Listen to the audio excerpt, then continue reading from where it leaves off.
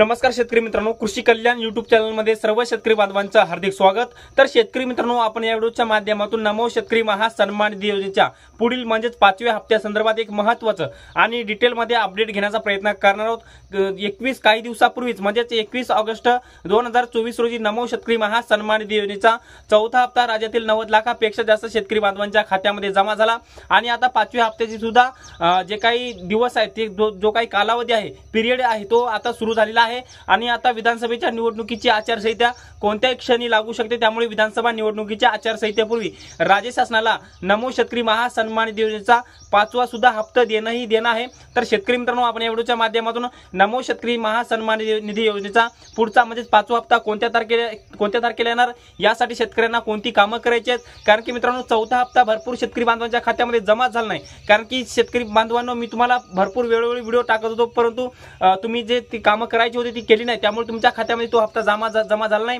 ते हप्ते रिजेक्टेड दाखवत आहे, त्याचं कारण काय आहे याचंही विश्लेषण आपण या व्हिडिओच्या माध्यमातून घेण्याचा प्रयत्न करणार आहोत। याचबरोबर नमो शेतकरी योजनेच्या 5व्या हप्त्यासाठी किती शेतकरी पात्र झालेत आणि 5वा हप्ता कोणत्या तारखेला येणार, याचबरोबर याचं संपूर्ण विश्लेषण आपण या व्हिडिओच्या माध्यमातून घेण्याचा प्रयत्न करणार आहोत। तर नमस्कार, मी ज्ञानेश्वर सवणकर स्वागत करतो कृषी कल्याण YouTube चॅनल मध्ये। सर्व शेतकरी बांधवांना एक महत्त्वाची विनंती आहे, या साईडला दिसत असलेल्या लाल काळ्या किंवा पांढऱ्या बटनावरती क्लिक करा, जेणेकरून तुम्ही आम्हाला सबस्क्राइब करा। तुम्ही आम्हाला सबस्क्राइब कराल आणि तुम्ही जर आम्हाला सबस्क्राइब केलं तर आजपासूनचे नवनवीन व्हिडिओ तुम्हाला आमचे पाहायला भेटतील। तर शेतकरी मित्रांनो, चला तर व्हिडिओला सुरुवात करूया। तर शेतकरी मित्रांनो, राज्याचे कृषी मंत्री धनंजय मुंडे यांच्या माध्यमातून 21 ऑगस्ट 2024 रोजी परळी येथे कृषी महोत्सव आयोजित केलेला होता आणि या कृषी महोत्सवाचं औचित्य साधून राज्याचे मुख्यमंत्री श्री एकनाथ शिंदे यांच्या माध्यमातून नमो शेतकरी महासन्मान निधी योजनेच्या चौथ्या हप्त्याचं वितरण राज्यातील 90 लाख शेतकरी बांधवांच्या खात्यामध्ये केलं। एकूण जवळपास 2041 कोटी रुपयांचा निधी नमो शेतकरी महासन्मान निधी योजनेच्या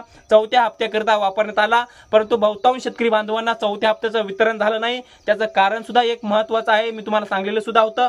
परंतु आता मित्रांनो, नमो शेतकरी महासन्मान निधी योजनेचा चौथ्या हप्त्याचा कालावधी जे काही जून ते जुलैमध्ये येणार होता, परंतु तो आला नाही, त्याचा कालावधी संपून गेला। ऑगस्ट महिना लागला, 5व्या हप्त्याचा कालावधी सुरू झाला, परंतु चौथाच हप्ता त्या ठिकाणी वितरित झाला। अशी अपेक्षा होती की नमो शेतकरी महासन्मान निधी योजनेचा चौथा आणि 5वा हप्ता चौथ्या हप्त्याबरोबर 5वा हप्ता सुद्धा दिला जाईल, कारण की 5व्या हप्त्याचा कालावधी सुद्धा सुरू झालेला होता। त्यामुळे आता 5वा हप्ता सुद्धा लवकरच शेतकरी बांधवांच्या खात्यामध्ये येणार आहे।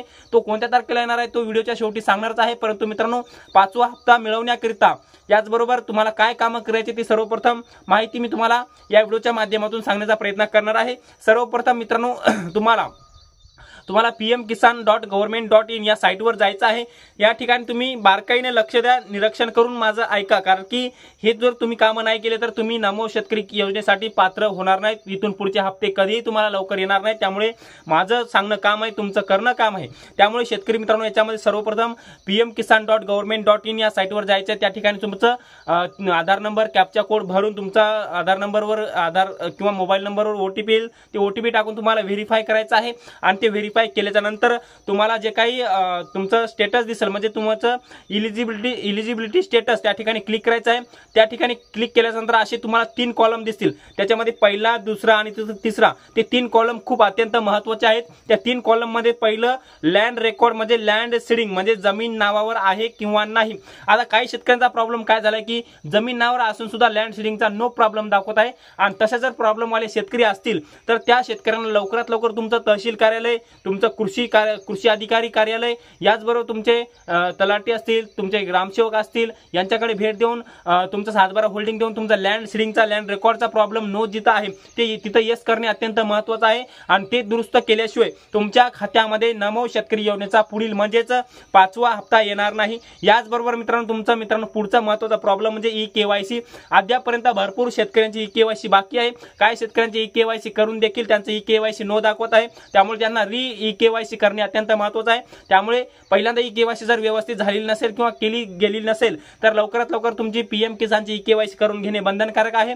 याचबरोबर ही EKYC सुद्धा प्रॉब्लेम खूप महत्त्वाचा आहे। ज्या शेतकऱ्यांनी EKYC नो, ज्या शेतकऱ्यांचं त्याच ठिकाणी स्टेटसमध्ये EKYC नो दाखवत आहे, त्या शेतकऱ्यांना EKYC करणे बंधनकारक आहे, केल्याशिवाय तुमच्या खात्यामध्ये 5वा हप्ता येणार नाही। याचबरोबर मित्रांनो, शेवटचा प्रॉब्लेम म्हणजे आधार सीडिंग। मित्रांनो, आता शासनाचे जेवढे काही सगळे पेमेंट आहेत आधार लिंक बँक खात्यामध्ये येत आहेत, त्यामुळे तुमच्या आधारला कोणताही एक तुमचं आधार खातं संलग्न असणे अत्यंत महत्त्वाचं आहे। तुमच्या आधारला बँक खातं लवकरात लवकर नसेल, लिंक नसेल तर लवकरात लवकर करून घ्या।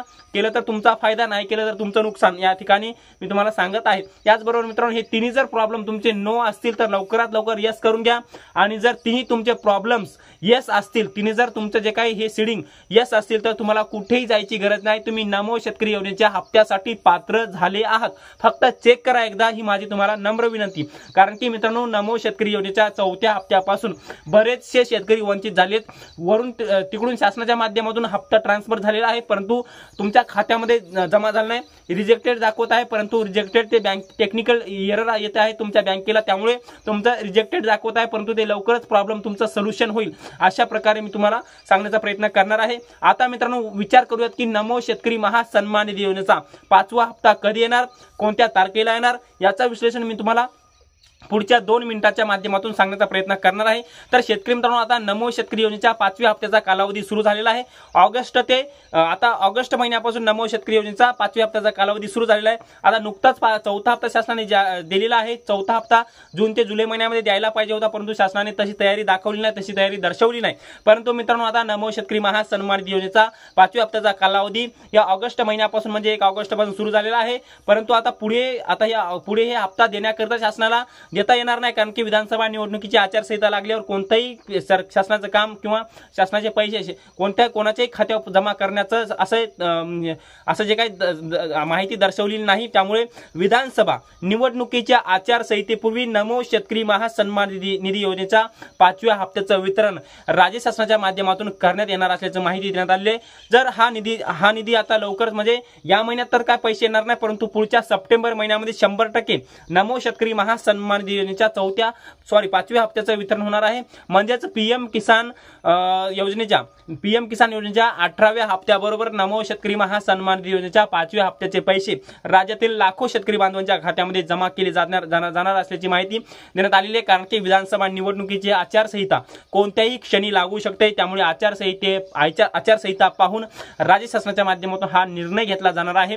परंतु मित्रांनो, हा जर 5वा हप्ता शासनाला वितरित करायचा असेल तर राज्य मंत्रिमंडळाची बैठक घेऊन त्यांना पुरवणी मागणीद्वारे हा निधी मंजूर करावा लागेल, आणि एकूण हा निधी जर विचार केला तर जवळपास 2000 कोटी रुपयापेक्षा जास्त निधी नमो शेतकरी योजनेच्या 5व्या हप्त्यासाठी लागू शकतो। कारण की 4थ्या हप्त्यासाठी 2041 कोटी रुपये निधी लागलेला आहे, आणि जवळपास 1 कोटीपेक्षा जास्त शेतकऱ्यांना हा 4थ्या हप्त्याचा लाभ झालेला आहे असं शासनाच्या माध्यमातून सांगितलं जाते। परंतु आता जर 5वा हप्ता जर शासनाला वितरित करायचा असेल तर 2000 कोटी रुपयापेक्षा जास्त निधी 5व्या हप्त्यासाठी पुरवणी मागणीद्वारे मंजूर करावा लागेल, आणि पुरवणी मागणीद्वारे मंजूर करून जे काय सेंट्रलाइज बँक अकाउंट आहे या नमो शेतकरी योजनेचा त्या बँक अकाउंटमध्ये जमा करावं लागेल, आणि त्यानंतर डीबीटी म्हणजे डायरेक्ट बेनिफिट ट्रान्सफरद्वारे शेतकऱ्यांच्या खात्यामध्ये वितरित करावं लागेल। परंतु या महिन्यात काय हप्ता येणार नाही, परंतु पुढच्या महिन्यामध्ये 100% नमो शेतकरी योजनेच्या 5व्या हप्त्याचं वितरण राज्याचे मुख्यमंत्री श्री एकनाथ शिंदे व दोन्ही उपमुख्यमंत्री आणि राज्याचे कृषी मंत्री धनंजय मुंडे यांच्या माध्यमातून केलं जाणार असल्याची माहिती सध्या समोर आलेली आहे। तर मित्रांनो, नमो शेतकरी योजनेच्या 5व्या हप्त्यासंदर्भात छोटासा आणि डिटेलमध्ये माहिती घेण्याचा प्रयत्न केलेला आहे। हे छोटासा अपडेट तुम्हाला कसं वाटलं कमेंट बॉक्समध्ये नक्की कळवा, आणि आमचे युट्यूब चॅनल कृषी कल्याण युट्यूब चॅनलवर जर नवीन असाल चॅनलला नक्की सबस्क्राईब करा। हा व्हिडिओ जर आवडला असेल तर एक लाईक करा, प्रत्येक शेतकरी बांधवांपर्यंत महत्त्वाची अशी माहिती शेअर करा। तर शेतकरी मित्रांनो, तुर्तास इथेच थांबतो, तोपर्यंत आपल्या सर्वांचे मनापासून धन्यवाद।